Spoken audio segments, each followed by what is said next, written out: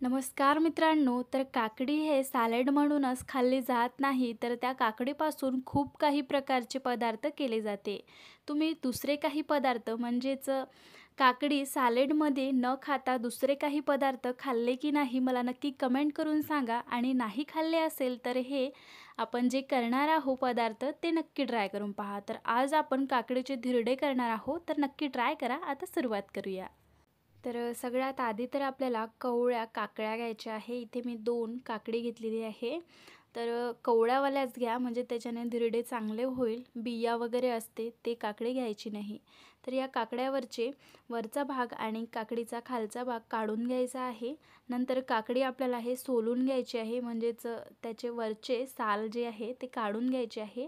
नाही काढले तरी काही हरकत नाही, पण ते थोडे वेगळ्या पद्धतीचे लागते, त्यामुळे काढून घ्यायचे. तर या प्रकारे आपण हे काकडीवरचे साल काढून घेऊया.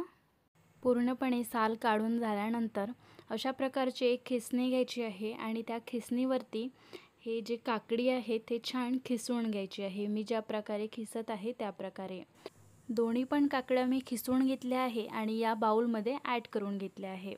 तर यामध्ये टाकून घेऊया आता 2 चम्मच रवा. सगळ्यात बारीकवाला रवा असतो ना, तो रवा इथे मी घेतला आहे. नंतर टाकायचं आहे तांदळाचं पीठ 2 चम्मच. तुमच्याकडे नसेल तर तुम्ही गहू पीठ पण टाकू शकता, मी ते पण टाकणार आहे. तर 1 चम्मच गहू पीठ. नंतर टाकायचं आहे 1 चम्मच बेसन. हवं तर तुम्ही हे सगळं स्किप करून फक्त गहू पीठ किंवा फक्त बेसन किंवा फक्त ज्वारीचं पीठ असं सुद्धा टाकू शकता. नंतर टाकायचं आहे कट करून कढीपत्ता, कट केलेली कोथिंबीर, हे सगळं टाकून घ्यायचं आहे. आता यामध्ये टाकून घेऊया अद्रक, खिसून टाकायचं आहे. नंतर 1 चम्मच ओवा घेऊन हातावरती मॅश करून टाकायचं आहे छान, याने चव अप्रतिम लागेल. नंतर टाकायचं आहे 1 चम्मच जिरं. तुम्ही यामध्ये तीळसुद्धा टाकू शकता, माझ्याकडे नव्हती म्हणून नाही टाकली. अर्धा चम्मच हळद, चवीनुसार मीठ, कश्मीरी मिरची पावडर टाकायची आहे 1 चम्मच. कलर अप्रतिम येतील याच्याने. एक मिरची कट करून टाकायची आहे बारीक छान. आणि नंतर एकत्र करून घ्यायचं आहे, कोरडंपणेच एकत्र करायचं, कारण काकड्याला पाणी सुटतं, त्यामुळे त्यामध्ये पाणी किती टाकायचं ते अंदाज येत नाही आपल्याला. आणि पाणी कधी कधी जास्त होऊन जाते, त्यामुळे पूर्णपणे एकत्र करून घ्यायचं. त्याने काय होईल, मसाले पण व्यवस्थित लागेल सगळीकडे आणि एकत्रसुद्धा होईल. अशा प्रकारे एकत्र करून झाल्यानंतर यामध्ये थोडं थोडं पाणी टाकत आपल्याला हे बॅटर एक तयार करायचं आहे. जास्त पातळ पण करायचं नाही, जेणेकरून त्या तव्यावरती चिटकून जातील, म्हणून जास्त पातळ करायचं नाही, जास्त घट्ट करायचं नाही. साधारणचं आपल्याला हे बॅटर तयार करायचं आहे. तर इथे परफेक्ट असं बॅटर रेडी झालेलं आहे. तर तवा मी आधीच गरम होण्यासाठी ठेवला होता, छान गरम झालेला आहे.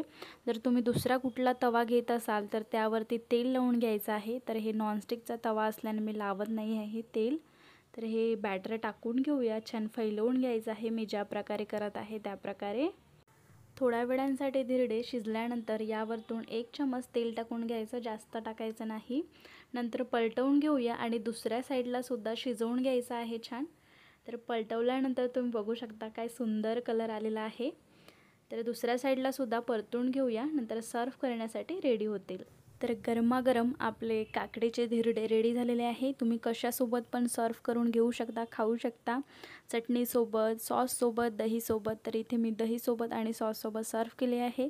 तुम्ही कशासोबत पण खाऊ शकता. नक्की ट्राय करून पहा, कसे वाटले नक्की कमेंट करा. आणि रेसिपी आवडली असेल तर नक्की चॅनलला सबस्क्राईब केल्याशिवाय जाऊ नका. भेटूया अशाच नवनवीन रेसिपी घेऊन. थँक्यू.